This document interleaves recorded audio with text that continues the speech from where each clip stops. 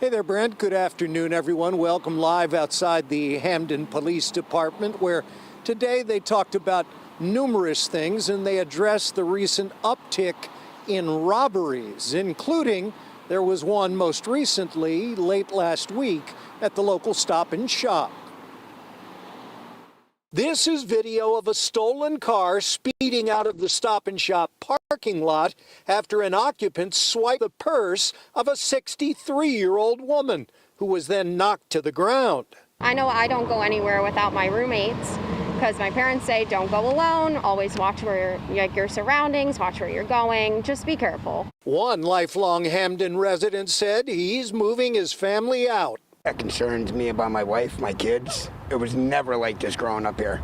This town was beautiful. But police have engaged the community in recent months with regular town hall Zoom meetings to update them and listen to their concerns and ideas. Matter of fact, tomorrow night we have a Zoom meeting. Our last Zoom meeting was attended by nearly 200, approximately 200 to 300 people. And Captain Smith says Chief John Sullivan has taken an active role in addressing this issue.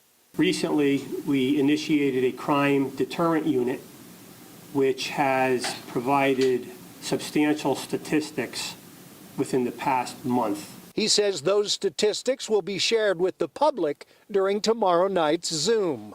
The prevention unit and the intelligence unit in particular, and those units, which have more than 20 men in them, have been doing a lot of really good work. Good police work, both on the prevention side and on the intelligence side. One of Hamden's business leaders says police have been phenomenal and that it's a community that looks out for one another, including through social media. So there's a stronger heightened awareness of what's going on.